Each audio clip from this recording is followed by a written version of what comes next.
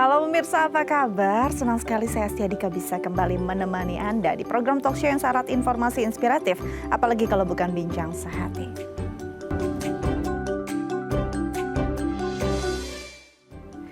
Ya, pemirsa Bincang Sehati tidak bisa dipungkiri bahwa pengaruh media sosial begitu besar untuk kehidupan kita saat ini ya. Karena sepertinya kita melihat ada dunia baru di sana, dunia yang begitu punya standar-standar tertentu yang sepertinya itu adalah versi terbaik dari kehidupan. Nah, kadang-kadang ini berimpact juga nih pada kehidupan kita. Apalagi untuk para perempuan yang kadang sering banget melihat, oh ini body goals-nya, ini nih kulit yang bagus tuh kayak gini nih. Bahwa ini adalah standar kecantikan yang bisa diterima oleh masyarakat. Sehingga kadang kita merasa insecure atau kurang bersyukur pada apa yang kita miliki. Nah, ini penting sekali kita menerapkan body positivity dalam diri kita. Apa sih? Nanti kita akan bahas ya bersama pakar kita hari ini. Tapi sebelum itu saya mau berbincang atau membahas dulu nih tentang apa saja positif dan negatifnya pengaruh dari media sosial dalam kehidupan kita. Satu persatu kita bahas ya. Oke, yang pertama adalah sebagai tempat promosi. Ini adalah memang sebagai tempat promosi atau ladang promosi yang sangat efektif dan potensial. Apalagi setiap harinya ada ribuan bahkan jutaan pasang mata yang siap untuk melihat informasi apa saja yang ada di sosial media. Jadi untung banget nih untuk para moms di rumah atau parents di rumah yang lagi mulai merintis online shop atau memang mau memproklamirkan kampanye-kampanye tertentu, ini memang menjadi lahan yang tepat. Tapi sejauh mana nanti kita akan bahas bersama pakarnya ya. Oke, selanjutnya adalah ajang memperbanyak teman. Nah, apalagi selama pandemi, berapa orang sih yang bisa kita temui setiap harinya? Hampir tidak ada. Kadang-kadang hanya mungkin ada teman kantor saja ataupun mungkin hanya keluarga inti saja. Nah, bagaimana caranya saya mau memperbanyak atau melebarkan pertemanan saya? Nah, ini penting juga. Mungkin media sosial bisa menjadi alat atau media yang tepat untuk memperbanyak pertemanan kamu dan memperluas lingkungan sosial kamu di dunia maya. Nanti kita akan bahas juga ya bersama pakarnya. Oke, selanjutnya adalah sebagai tempat penyebar informasi. Nah, seperti yang tadi saya sudah bahas bahwa memang ini adalah tempat yang tepat untuk promosi. Nah, promosinya apalagi kalau bukan informasi-informasi tersebut gitu ya. Informasi produk, informasi tentang kampanye atau gerakan-gerakan tertentu, atau informasi tentang kehidupan sehari-hari aja deh. Kalian kadang-kadang perlu atensi gitu dari orang, kayaknya saya pengen deh bagian kehidupan saya ini orang tahu gitu ya. Nah, ini adalah media yang tepat juga untuk menyebarkan informasi, asalkan bijak ya informasi apa yang dibagikan. Oke, selanjutnya adalah kecemburuan sosial. Nah, ini kita masuk nih ke impact negatifnya. Kalau kita bicara tentang media sosial biasanya sudah di framing gitu ya. Kalau memang kita mau membagikannya di laman media sosial kita, maunya yang kesuksesan aja deh, hal-hal yang bagus aja deh. Padahal sebenarnya struggle hidup kita ada juga kita simpan di balik layar media sosial. Nah, ini kadang-kadang dicaplok mentah-mentah oleh netizen gitu ya, atau oleh orang di sekeliling kita dan melihat tuh kok dia sukses banget sih, kok dia keren banget sih, kok dia kayaknya hidupnya fine-fine aja ya, nggak kayak saya. Akhirnya timbullah kecemburuan sosial. Nah, sejauh mana sebenarnya media sosial bisa menimbulkan kecemburuan sosial pada diri seseorang? Nanti kita akan bahas juga bersama pakar kita. Oke, yang terakhir adalah pornografi. Nah, karena aksesnya bisa dengan mudah diakses oleh siapa saja. Ini juga konten-konten yang dewasa dan punya muatan pornografi tidak bisa dipungkiri, bisa saja kita dapati. Walaupun sebenarnya kita nggak punya antusiasme ke arah sana. Nah, bagaimana untuk mencegahnya agar tidak punya dampak negatif untuk kita, apalagi untuk anak-anak kita ya. Nanti kita akan bahas bersama psikolog kita hari ini. Pasti sudah tidak sabar untuk bahas satu persatu, tapi kita harus jeda terlebih dahulu. Jangan kemana-mana, tetap bersama kami di Bincang Sehati.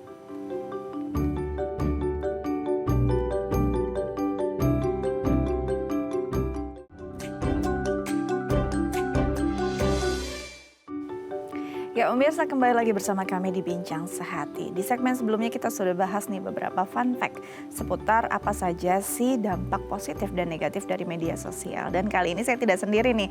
Untuk membahasnya sudah kedatangan tamu kami di studio, ada Mbak Yuli Handayani Siregar, MPSI, psikolog dari Rumah Sakit Permata Bekasi. Langsung kita sapa. Halo Mbak Yuli, apa kabar? Baik, Mbak. Sehat hari ini? Sehat, alhamdulillah sehat. Oke, kita langsung bagi informasi nih untuk pemirsa Bincang Sehati di rumah ya. Tadi saya sudah bahas di segmen sebelumnya beberapa hal tentang dampak positif dan negatif dari media sosial. Tapi sebelum masuk ke arah situ, sebenarnya kalau dari pandangan Mbak Yuli, sejauh mana sih pengaruh media sosial begitu besar pada kehidupan masyarakat, terutama di Indonesia saat ini? Oke, terima kasih Mbak. Untuk bicara pengaruh media sosial saat ini di Indonesia, apalagi after pandemi ya, kemarin sempat sistem semuanya ada di rumah, kemudian interaksinya berkurang. Sejauh ini media sosial ini menjadi ajang yang cukup signifikan naiknya ya.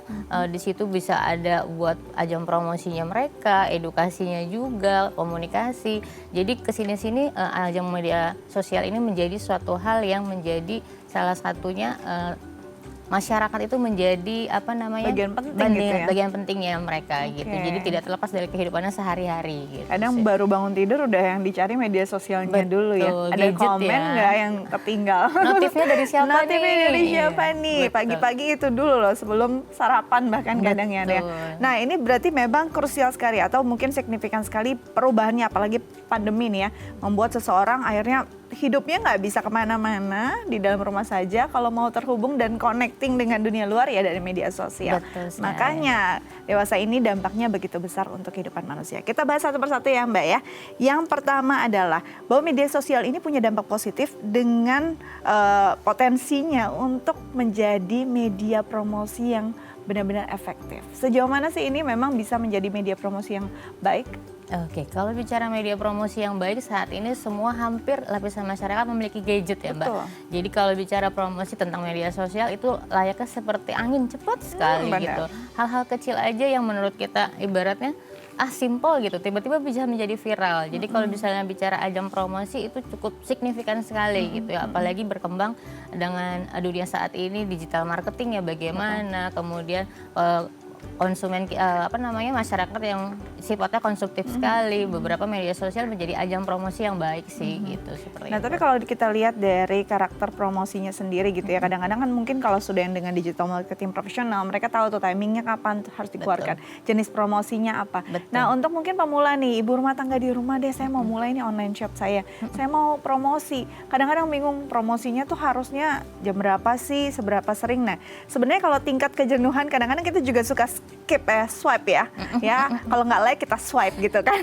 Sebenarnya kalau kita lihat nih informasi-informasi yang sifatnya promosi itu kadang-kadang terlalu banyak, bisa nggak sih bikin kejenuhan kita juga di saat kita bermedia sosial? Kalau bicara jenuh pasti iya ya, karena kan ibaratnya dari mulai bangun tidur sampai dengan tidur lagi, kadang beberapa membuat kita aksesnya tuh non-stop gitu kan. Kadang beberapa tampilan-tampilan yang istilahnya spam gitu ya, membuat kita jadinya jenuh gitu. Tapi kalau misalnya beberapa hal simple ataupun sederhana yang mudah mengingat secara kognitif manusia, itu akan membuat dia jadi gampang mudah mengingatnya. Tapi ketika informasi yang datangnya berbarengan kan pasti membuat kita jadi lebih jenuh gitu sih ya. Tapi kalau momen-momen yang fresh, gampang diingat gitu kan, jadi hal-hal sederhana yang mudah jadi terngiang-ngiang itu jadi membuat mereka jadi gampang lebih ingat sih seperti itu. Itu dia, kadang-kadang informasi yang kita harapkan saat kita follow seseorang tuh mau hidup dia gitu ya, tiba-tiba jualan dia lebih banyak. Nggak apa-apa juga sih, mungkin kita cari second account juga ya. Oke, itu dia dampak positifnya salah satunya. Yang kedua adalah, benar nggak sih Mbak kalau ini bisa menjadi ajang memperbanyak teman? Nah, ini kadang-kadang saking banyak temannya, kadang-kadang lupa juga yang mana gitu kan. Benar nggak Mbak? Kalau bicara ajang untuk memperbanyak teman, betul ya, karena untuk zaman sekarang tuh link itu perlu ya gitu. Kadang beberapa dari media sosial tadinya kita tidak kenal, bahkan beberapa pas dilihat biografinya, oh ternyata teman SD nih ya, gitu kan, teman kuliah yang sudah lama tidak kontak lagi, bisa jadi saling terhubung, saling terkomunikasi lagi gitu. Bahkan beberapa ketika ada punya hobi yang sama atau minat yang sama, jadi kan di situ ada jadi memperbanyak untuk komunitasnya kita, temannya kita, betul sih. Jadi walaupun beberapa jadi seperti layaknya link yang beberapa saling mengenal gitulah, mulai dari ketertarikan yang sama, hobi yang sama, minat yang sama, bahkan background pendidikan ataupun pekerjaan, jadi membuat interaksinya tuh jadi lebih nyambung gitu, sefrekuensi istilahnya sih gitu ya. Jadi ini benar-benar memperluas juga ya bagaimana kita bisa menjangkau orang-orang yang tadinya bukan di circle kita kan. Biasanya teman kita ya satu sekolah, satu tetanggaan gitu ya, atau satu kampus. Ini bisa loh mungkin beda benua gitu kan, beda wilayah, bahkan kita bisa terconnecting hanya dengan hobi yang sama. Ini menarik sekali sih sebenarnya ya. Oke, selanjutnya benar nggak sih Mbak kalau sebenarnya ini jadi penyebaran informasi yang tepat. Nah, kalau kita bicara informasi sebenarnya tadi kan ada promosi, isinya juga informasi gitu ya. Betul. Nah, informasi yang tepat, informasi apa sebenarnya yang sebenarnya ideal untuk dibagi di media sosial? Karena banyak juga nih kita dapat informasi yang akhirnya hoax atau informasi yang kayaknya aduh nih flexing doang nih kayak gitu. Nah, ini juga harus jadi pikiran yang bijak untuk kita kan ya. Betul. Gimana, Mbak? Kalau bicara yang tepat tergantung dengan sesuai dengan kebutuhannya nih atau enggak seperti minatnya seperti apa. Mungkin beberapa kalau misalnya untuk yang ibu rumah tangga mereka ataupun mengetahui tentang parenting nih seperti apa cara mengedukasi anak, pola asuh yang tepat seperti apa. Belum lagi buat teman-teman ataupun yang lagi job seeker nih ataupun memang untuk mengembangkan karirnya nih mereka bisa lihat nih seperti apa sih memperbaharui CV itu bagaimana konten-konten kreator kan juga sekarang banyak ya Mbak ya yang membicarakan seperti apa sih CV yang misalnya bisa dilihat. Kemudian edukasinya juga kan bisa dilihat seperti itu. Kemudian profesi-profesi lain ataupun misalnya medis ketika misalnya ada anak mengalami gejala demam awal, penanganannya seperti apa sih? Jadi disesuaikan dengan kebutuhannya. Karena bicara media sosial itu informasinya luar biasa banyaknya dan beberapa memang ada yang informatif, ada yang edukatif gitu ya. Kadang beberapa ada juga yang spamming gitu sih seperti itu. Itu dia yang spamming ini. Atau kadang-kadang sebenarnya semua informasinya positif, semua informasinya juga sudah kita klasifikasi untuk masuk ke kita tuh hal-hal yang baik. Tapi bisa nggak sih seseorang tuh jadinya kelebihan informasi, akhirnya kita pusing sendiri? Mungkin nggak, Mbak? Mungkin sih, karena kan ibaratnya ketika misalnya kita merespon itu kan secara stimulusnya, kita kan menerima stimulus, terus kita merespon, kognisi kita kan bekerja ya. Gitu. Kadang beberapa kondisi seseorang itu juga mempengaruhi. Misal nih, kita lagi fresh, mungkin beberapa yang tidak interest dengan kita akan skip aja gitu kan. Tapi ketika kita memang membutuhkan edukasi itu, kita akan, oh ya ini berguna nih buat kita. Tapi ketika kita kondisinya memang lagi tidak nyaman, lagi jenuh gitu ya, lagi stres, otomatis hal-hal yang kita lihat terekam aja gitu. Jadi kan membuat kita jadi overload informasi juga. Jadi bukannya membuat kita jadi lebih informatif, malah jadinya membuat kita aduh nggak penting banget sih nih gitu. Jadi mempengaruhi dengan perilaku kita. Nah gitu ini sering sih. banget terjadi. Nih saya juga sering seperti itu tuh Mbak. Overload informasi, hari informasi yang tadi udah lupa gitu ya. Ya udah di save aja sampai akhirnya nggak ada yang dilakukan sama sekali gitu. Jadi memang penting juga untuk kita memfilter apa informasi yang perlu kita masukkan ke dalam otak kita dan kita kelola dan kita olah di sana ya. Oke, yang selanjutnya adalah kecemburuan sosial. Nah, ini nih yang paling sering ya. Makanya ada yang bilang, udahlah komen netizen nggak usah terlalu dipikirin, biasanya cuma iri. Nah, bener nggak sih bahwa segitunya kita bisa terpancing ada kecemburuan sosial ketika kita melihat media sosial orang lain? Oke, kalau bicara terpancing kemungkinan secara psikologisnya ada. Kenapa? Ketika kita melihat orang secara kemampuan ataupun secara aspek lebih dari kita, kan itu secara naluri jadinya membandingkan dengan diri sendiri ya gitu. Kok dia bisa ya seperti ini, kok saya enggak ya gitu kan. Itu tergantung dengan konsep dirinya si pengguna media sosial ini. Ketika dia bisa mengapresiasinya itu secara positif, jadi kan ketika melihat pencapaian seseorang lebih dari kita kan bisa membuat kita termotivasi ya. Positifnya gitu kan sebenarnya ya. Bukan menjadi ibaratnya kalau misalnya yang negative thinking, jadi kan insecure juga ya ngebandingin, jadi ngerasa nggak mampu, akhirnya jadi adanya konteksnya kecemburuan sosial gitu kan. Bahkan beberapa media sosial ini dijadikan ajang buat flexing ya, seperti itu. Tapi tergantung dengan persepsinya nih si pengguna media sosialnya. Ketika dia berpersepsi ataupun asumsinya baik, ya akan baik dia terima. Tapi ketika halnya tidak baik, jadi kan persepsinya jadi negatif, merugikan sendiri sih. Jadi tergantung bagaimana informasi dikelola dan dikemas saat dibagikan. Dan bagaimana kita juga menerimanya ya. Kadang-kadang kita harus lebih wise juga ketika teman kita kok kayaknya liburan terus gitu ya.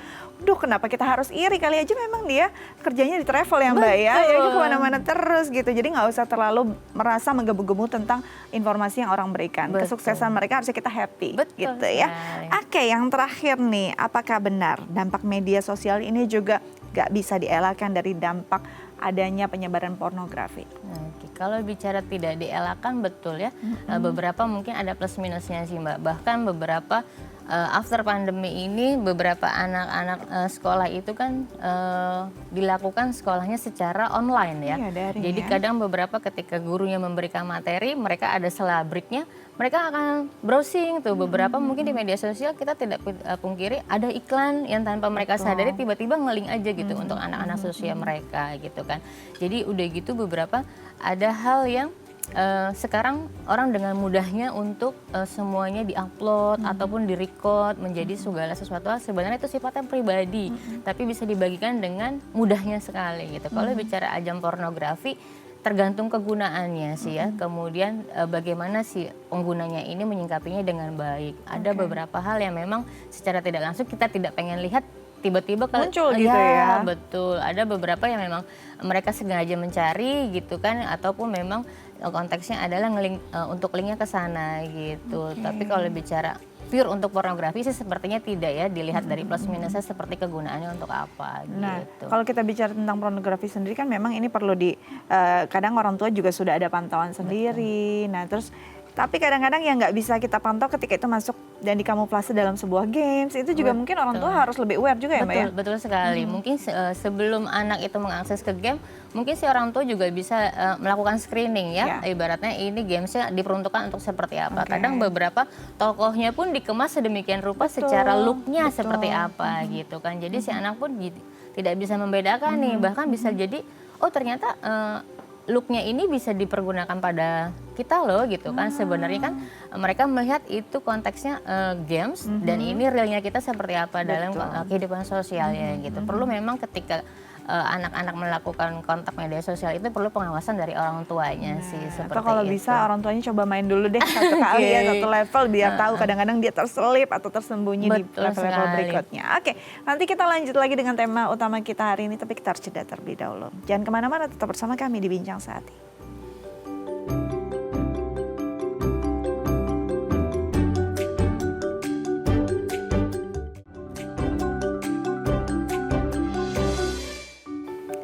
Ya pemirsa Bincang Sehati kembali lagi bersama kami. Di segmen sebelumnya kita sudah bahas beberapa fun fact seputar dampak positif dan negatif dari media sosial.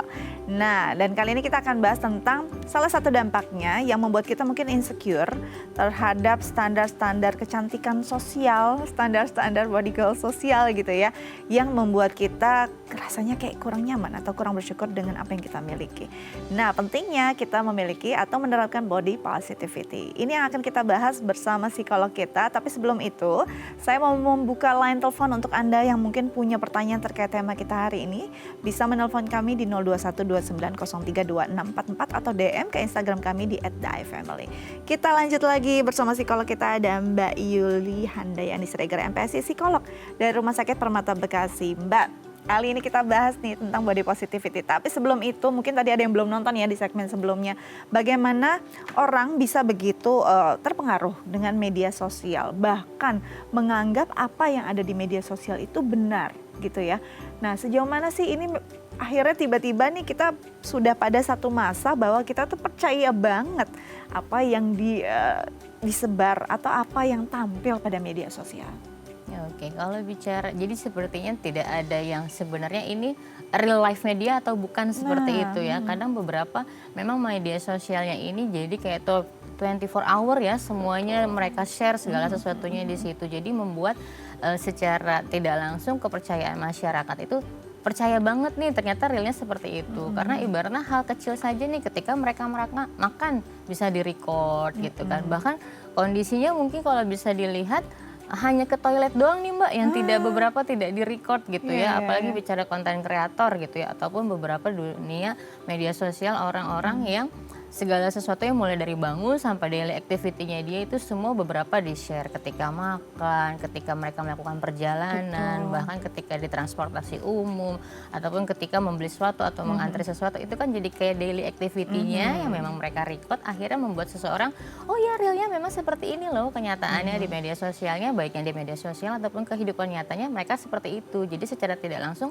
timbul kepercayaan, mereka tidak bisa membedakan nih, ini image-nya dia di media sosial, ini real life-nya dia gitu loh. Jadi membuat kepercayaan itu secara tidak langsung persepsinya seperti itu. Oke, karena itu terbangunnya sedemikian rupa, jadi banyak orang yang merasa bener kok gini ya. Iya. Padahal bisa jadi apa yang diposting nggak real time. Betul Nah, sekali. itu dia. Nah, kalau kita bicara akhirnya kepercayaan sudah terbangun. Apa yang disampaikan lewat media sosial, apalagi dengan sosok-sosok yang memang sudah menjadi influencer gitu ya. sekali. Ini akhirnya menjadi satu hal yang jadi patokan atau jadi oh ini sasarannya nih memang gini nih, kalau dia pakai A pasti saya cantiknya sama, iya kan, kayak gitu. Padahal belum tentu itu benar-benar real sebagai review jujurnya gitu. Mbak, akhirnya kan orang jadi punya standar sosial tentang kecantikan karena betul. banyak sekali ya tadi mungkin brand masuk pada sosok gitu ya, sosok memviralkan dan akhirnya oh cantik itu ya langsing. Oh cantik itu ya putih gitu. Oh cantik itu ya bulu matanya harus extension gitu misalkan gitu ya. Akhirnya orang-orang yang memang hanya sebagai penikmat media sosial tadinya jadi rusuh sendiri. Oh saya kok nggak masuk nih, nggak di checklist satu-satu, nggak putih lagi, nggak langsing lagi, bulu mata juga nggak lentik-lentik amat lagi. Akhirnya jadi bingung sendiri. Banyak nggak sih sebenarnya yang merasakan hal demikian? Kalau bicara banyak yang merasakan demikian, mungkin sebagian besar kesini-sini karena pergeseran budaya ya.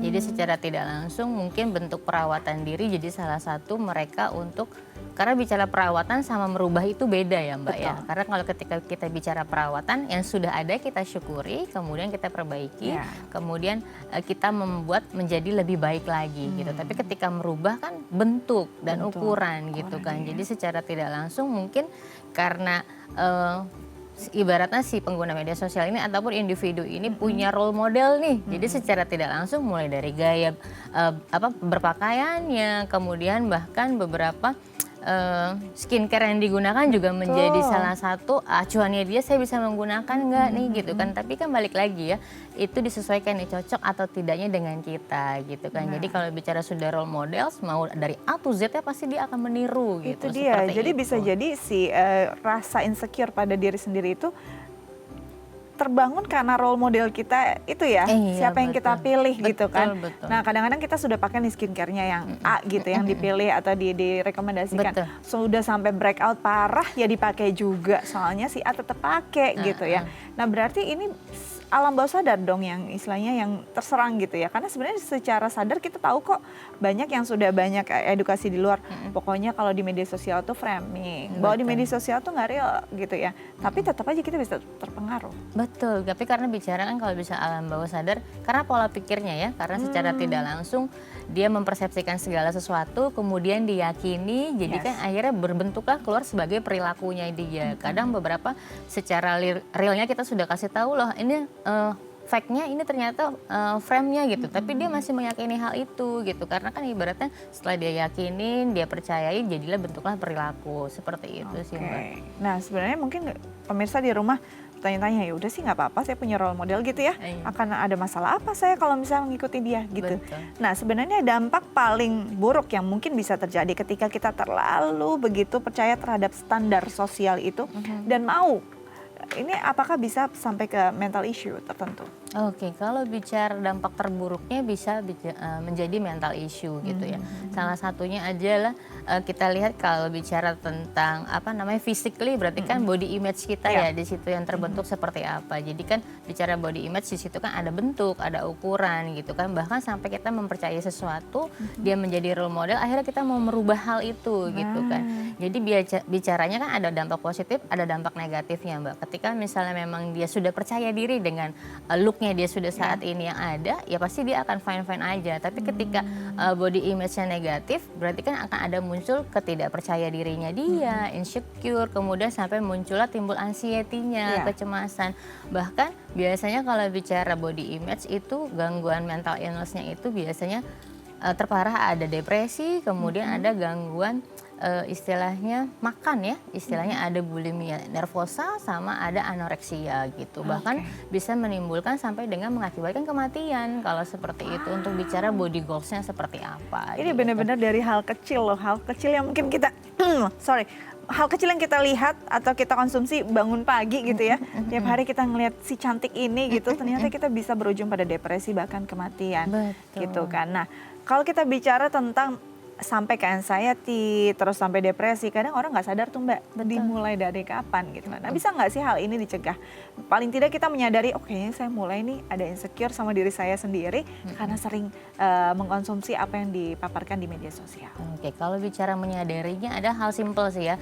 Kalau misalnya kita bicara tentang gejala depresi, berarti kan munculnya itu atau anxiety biasanya karena ketidakpercayaan diri kita. Berarti kan ada istilahnya ada faktor internal dan eksternal. Internal itu biasanya apa sih?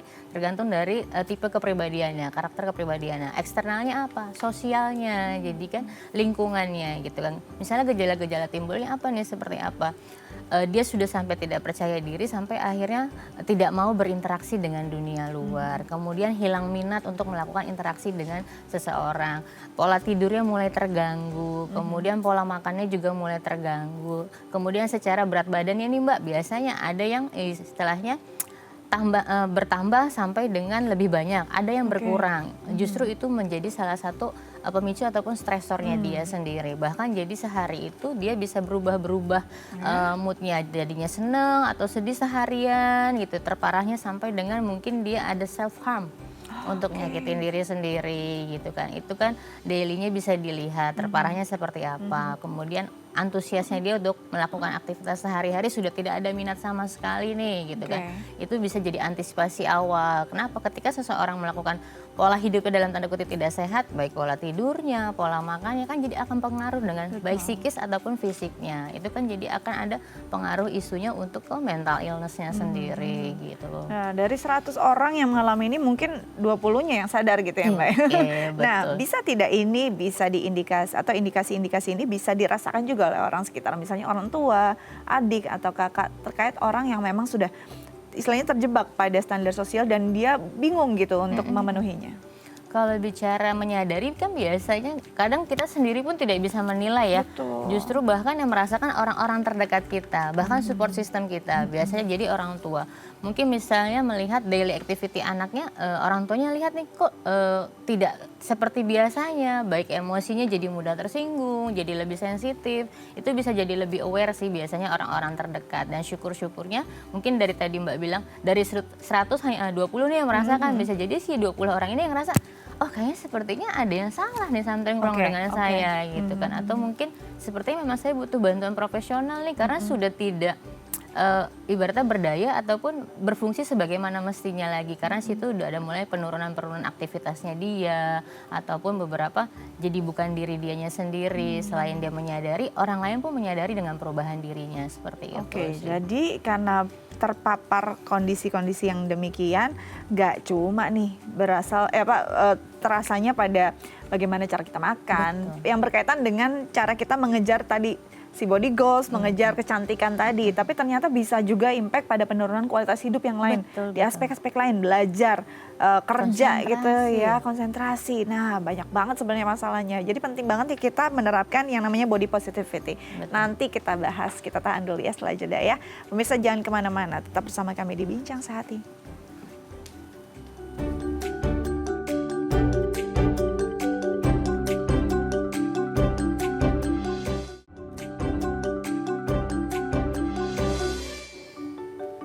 Ya pemirsa, kembali lagi bersama kami di Bincang Sehati. Dan kami masih memberikan kesempatan Anda untuk menelpon dan langsung berdiskusi dengan psikolog kami hari ini dengan menelpon kami di line telepon 021-290-32644 atau DM ke Instagram kami di @daifamily. Kita lanjut lagi bersama Mbak Yuli Handayani Siregar, MPSI, psikolog dari Rumah Sakit Permata Bekasi.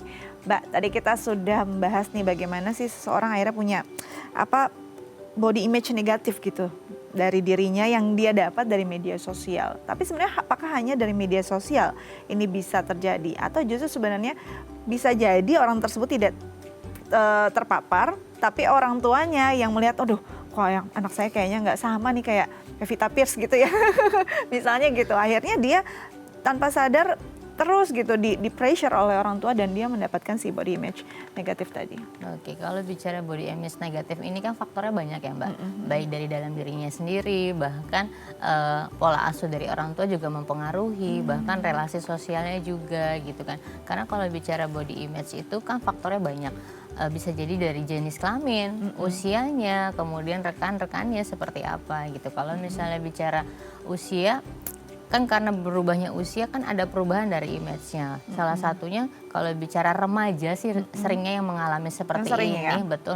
Karena kan untuk usia-usia mereka kan masih mencari peer groupnya seperti apa ya, role modelnya gimana sih.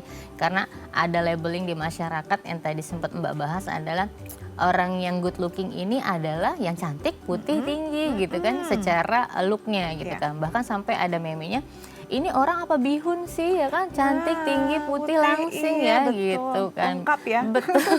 Jadi kalau secara tidak langsung mungkin kalau parentnya yang toksik akan mempengaruhi nih, tapi justru jadi kalau misalnya parentnya yang ngasih support gitu ya, positivity-nya baik dengan anaknya kan akan timbul ataupun muncul kepercayaan diri jadi si anak. Dia tumbuh menjadi remaja yang baik, interaksi sosialnya baik, percaya dirinya baik, problem solvingnya juga baik, kemudian melihat image-nya dia juga dengan menerima dirinya dengan baik, seperti itu sih. Nah, ini juga mungkin rentan pada remaja karena kan baru ada perubahan gitu ya. Betul. Yang tadinya langsing-langsing aja, tiba masa haidnya berubah badannya, kok saya nggak kayak dulu lagi gitu ya. Nah, berarti apa dong yang bisa kita lakukan?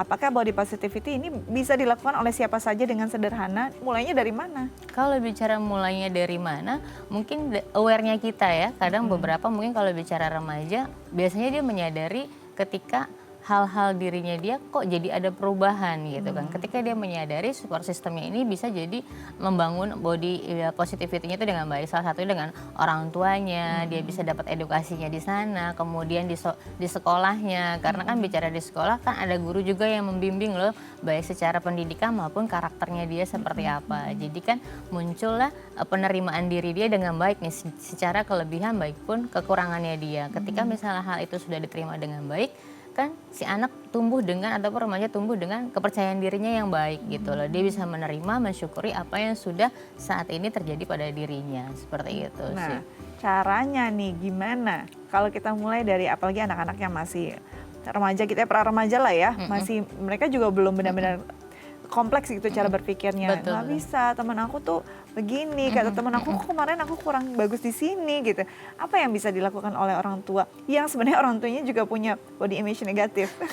Bisa nggak menasihati anak dalam kondisi yang sama? Atau harus rilis dulu orang tuanya? Oke, kalau bicara harus rilis, mungkin itu jadi kayak kita harus telusur ke belakang ya Mbak ya. Ibaratnya si ibunya ini ataupun orang tuanya membuat pola asuh terhadap keluarganya sendiri seperti apa gitu kan.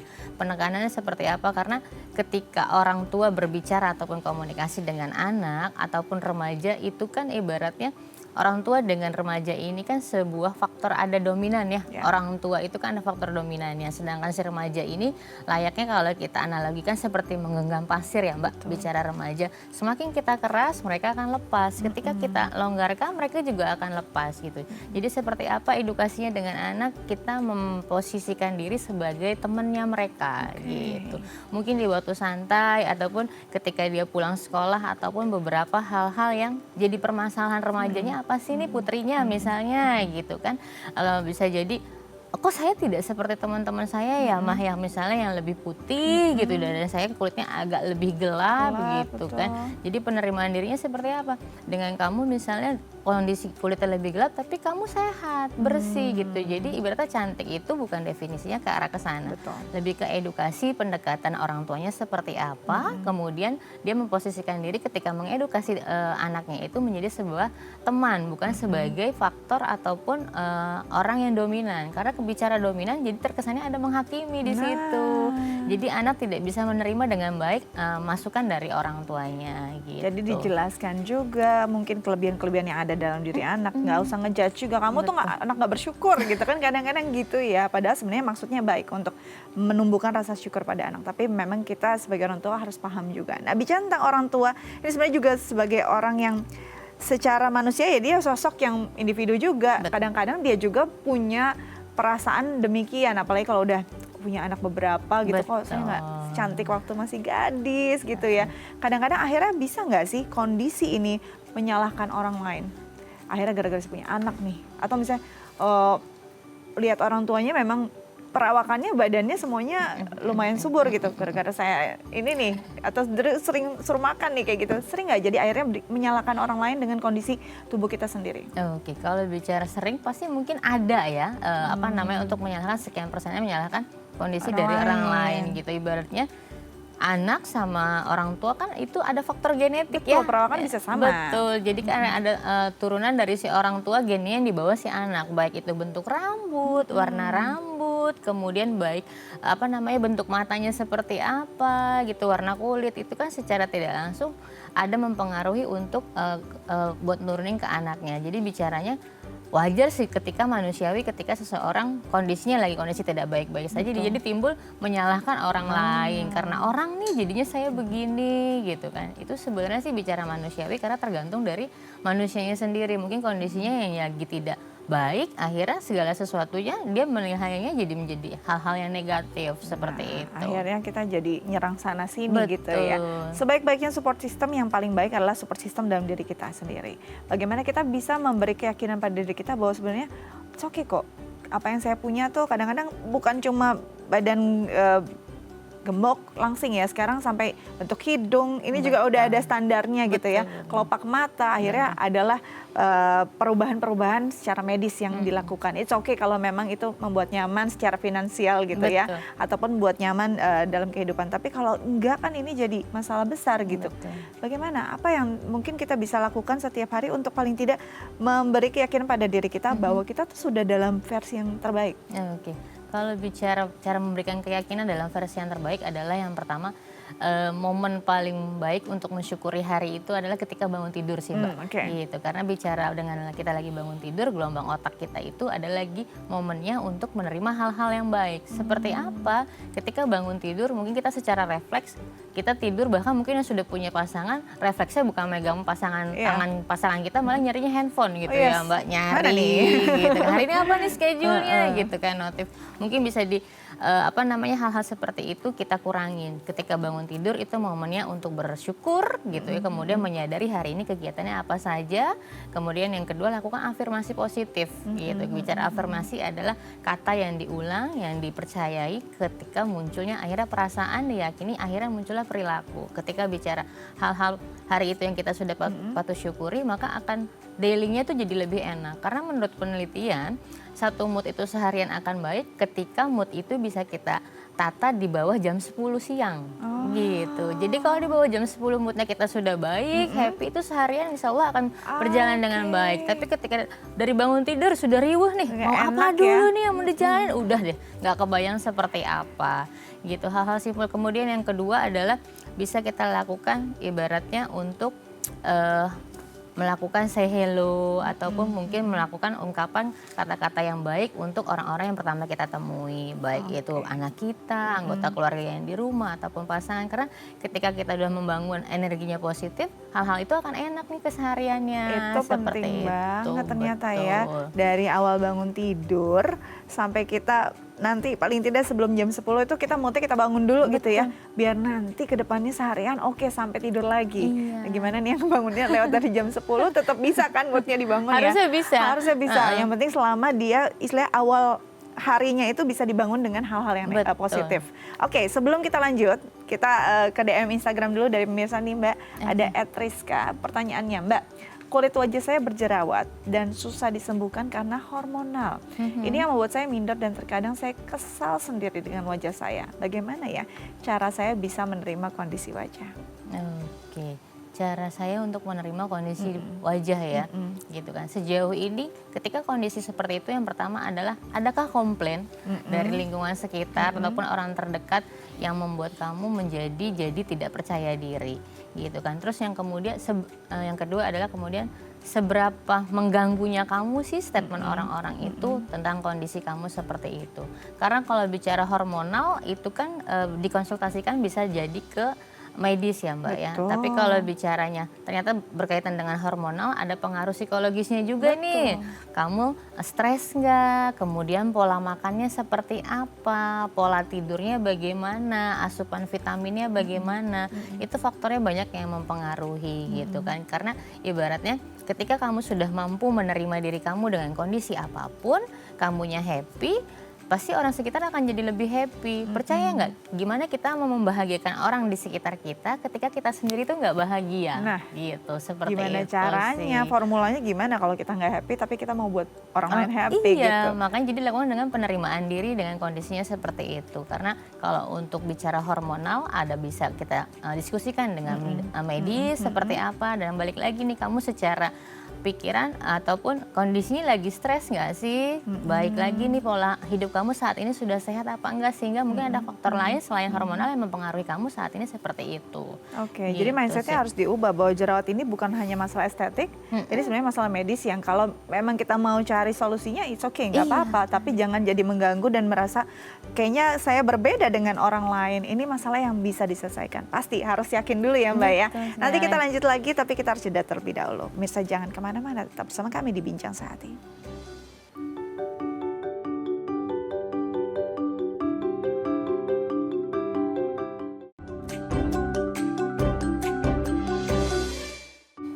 Ya pemirsa, kembali lagi bersama kami di Bincang Sehati, masih membahas tentang body positivity. Nah, untuk pemirsa di rumah yang mungkin ingin bertanya terkait tema kita hari ini, bisa lo menelpon kami di 0212903244 atau DM ke Instagram kami di @daifamily. Kita lanjut lagi bersama psikolog kita, ada Mbak Yuli Handayani Siregar, MPSI, psikolog dari Rumah Sakit Permata Bekasi. Tadi kita sudah bahas nih bagaimana body positivity yang mungkin bisa kita lakukan secara sederhana. Dari bangun tidur deh, kita mulai mensyukuri apa yang ada di diri kita, mungkin dengan bercermin cantik banget saya hari ini gitu ya. Oke. Nah, ya mungkin seperti itu, pelan-pelan akhirnya bisa menjadi satu mindset baru bahwa apa yang ada di dalam diri saya ini versi terbaik. Nah, sebenarnya kalau kita bisa melakukan itu setiap hari, menutup kemungkinan untuk kita akhirnya depresi. Walaupun sebenarnya ada hal yang perlu diperbaiki dari performa kita. Apalagi tadi kalau misalnya jerawat kan itu memang secara medis memang perlunya diobati gitu ya. Nah, mungkin nggak sih Mbak, walaupun kita sudah melakukan body positivity, akhirnya tetap kita harus perlu bantuan dari tenaga profesional. Kalau mungkin kalau misalnya jadi pengaruh untuk kehidupan sehari-hari sampai adanya keluhan, mungkin harusnya memang butuh bantuan profesional gitu. Tapi ketika memang dia fine-fine aja, dianya ngerasa fine nih, tapi ternyata lingkungan sekitar ngerasa kamu kayaknya lagi nggak baik-baik saja gitu. Jadi ada faktor internal sama faktor eksternalnya yang akhirnya membuat, oh ya nih saya butuh bantuan profesional gitu. Karena ibaratnya ada hal yang beda tadinya dari yang jadi dia jadi seperti orang lain gitu, bukan dirinya sendiri. Kemudian jadi membuat, oh ya ini harusnya memang butuh bantuan profesional, salah satunya untuk melakukan konseling ataupun asesmen sebenarnya saya ini kenapa sih gitu. Oke, jadi kadang-kadang kita butuh juga masukan dari orang lain. Kita ngerasa fine-fine aja, orang juga bisa menilai ya kayaknya nggak oke-oke aja sih kamu sebenarnya. Nah, indikatornya apa? Ketika kita memang udah nggak bisa lagi menyelesaikan dengan body positivity, dengan diri kita sendiri, nggak bisa lagi menyelesaikan dengan curhat dengan orang lain, kayaknya perlu tenaga profesional. Apa sih indikatornya? Apakah sudah ada keresahan, susah tidur, sampai kita kebayang-bayang gimana ya besok tuh mau workout apa biar body saya bagus kayak si A gitu. Gimana? Kalau misalnya untuk seperti apa, mungkin kita ngambil jeda dulu ya Mbak, buat diri sendiri gitu ya. Jangan terlalu misalnya menerima informasi yang dari luar ataupun dari dalam diri, tapi coba sadari ke dalam diri sendiri ketika hal-hal ini benar-benar mengganggu saya nggak sih, sampai akhirnya mengganggu untuk lingkungan sekitar. Bahkan beberapa hal-hal yang biasa saya lakukan itu tidak bisa saya lakukan dengan maksimal gitu kan. Mungkin ada perubahan mood yang signifikan, sampai akhirnya dia rendah untuk melakukan aktivitasnya, tidak termotivasi, bahkan sampai akhirnya mempengaruhi dengan kondisi kesehatannya secara fisik. Seperti apa? Karena memang pola tidurnya yang tidak baik gitu ya, jadi membuat dia jadi tidak baik-baik saja, sampai mungkin yang terparah dengan kondisinya dia tidak bisa melihat positif dengan dirinya, jadi ada kondisi untuk menyakiti diri sendiri. Itu kan bahaya ya. Jadi ketika sudah ada timbul rasa itu, sampai iya kalau dia menyakiti diri sendiri, tapi kemudian kalau secara eksternalnya dia juga ada niatan untuk menyakiti orang lain, itu kan berarti ada hal-hal yang memang perlu dalam tanda kutip dibenahi ke profesionalnya gitu kan. Bahkan mungkin kalau ke psikolog datang bisa dilakukan konseling atau misalnya psikoterapi, tapi ketika dilihat konteksnya lebih misalnya ringankah, beratkah, atau memang beberapa memang harus perlu penanganan farmakologi gitu kan. Bicara farmakologi berarti mungkin kalau setelah dari psikolog nanti dirujuk nih ke psikiater gitu kan. Beberapa ada yang memang untuk melakukan asupan-asupan ataupun obat untuk menekan situasi-situasi yang membuat dia menjadi untuk tidak menyakiti dirinya sendiri gitu. Karena bicaranya tergantung dari tingkat berat, ringan atau sedangnya itu kondisi psikologisnya seseorang seperti itu. Jadi karena sih, Mbak. bisa memang akhirnya karena tidak ada rasa mencintai diri sendiri ya akhirnya nyakitin diri sendiri itu bisa aja terjadi. Nah ini bahaya banget. Nah dalam proses treatment atau dalam proses perawatan atau pendampingan dari tenaga profesional perlu tidak mereka kita paling tidak diberi ruang untuk ruang yang paling aman. Misalnya mereka merasa banyak tidak percaya diri karena komen atau karena media sosial atau karena lingkungan sosial tertentu circle-nya yang membuat dia ngerasa insecure gitu. Perlu tidak kita tarik atau kita border dulu nih, jangan sampai terpapar oleh kondisi tersebut atau sebenarnya biarkan saja agar mentalnya bisa terbangun. Kalau bicara seperti itu treatmentnya mungkin dilihat dari karakter si individunya ya Mbak ya. Ada beberapa mungkin karakter individu yang perlu kita jorokin akhirnya dia berani. Tapi ketika karakter individunya oh dia ini perlu kita batasi atau ibaratnya akses segala sesuatunya yang memang membuat dia mengganggu sekali, lebih baik memang kita break dulu di situ. Kadang beberapa ketika hal-hal ibaratnya itu menjadi suatu pemicu utamanya nih, ibaratnya notif handphone bunyi aja dia bisa jadi berkeringat dingin gitu kan. Itu berarti kan ibaratnya itu memang harus diputus sama sekali gitu kan, dipuasakan ibaratnya dengan media sosialnya gitu. Jadi tergantung dari karakternya gitu. Ketika memang dia orangnya yang memang struggle banget bisa kita jorokin bareng gitu ya, dia akan lebih tahan gitu kan, bisa melihat hal baik ataupun hal lainnya. Tapi ketika ibaratnya yang lemah gitu ya, dia tidak mampu, berarti kan kita perlu beri dia ruang gitu, ngasih spasi buat dia berpikir gitu. Karena kalau bicara karakter itu beda, kita tidak bisa jadi salah treatment. Karena kenapa? Bisa jadi kita lakukan terapi ini cocok untuk semua klien. Tapi ada beberapa terapi ini hanya cocok untuk individu tertentu ataupun dengan karakteristik dari si kliennya ini gitu. Jadi disesuaikan seperti itu. Oke, jadi benar-benar observasinya harus baik juga ya. Kita harus mengenal juga nih si pasien atau diri kita sendiri batasannya sampai mana, kapasitasnya sampai mana, treatmentnya juga harus benar-benar tepat. Dan ini memang dibutuhkan kejujuran ya saat kita menemui tenaga profesional, karena masih banyak kadang-kadang kita bertemu dengan tenaga profesional masih banyak yang kita tutupi. Akhirnya banyak juga yang istilahnya penerapan atau treatmentnya kurang tepat dan jadi kurang tepat sasaran gitu ya. Oke, semoga ini informasinya bisa berguna untuk teman-teman atau pemirsa di rumah yang sekarang merasa masih insecure sama tubuhnya atau kecantikannya. Percayalah bahwa standar sosial itu memang sudah di framing bahwa sebenarnya versi terbaik kita ya ada di diri kita. Mbak, terima kasih banyak sudah berbagi bersama kami di Bincang Sehati. Tetap jaga kesehatan, semoga bisa terus menginspirasi orang lain. Oke pemirsa, sekian Bincang Sehati hari ini. Jika Anda punya saran atau kritik bisa langsung diberikan atau diutarakan di media sosial kami. Dan jangan lupa untuk selalu menyaksikan Bincang Sehati dari Senin hingga Jumat live jam 10 pagi dan tayang ulang jam 11 malam. Saya Astia Dika pamit undur diri, sampai jumpa.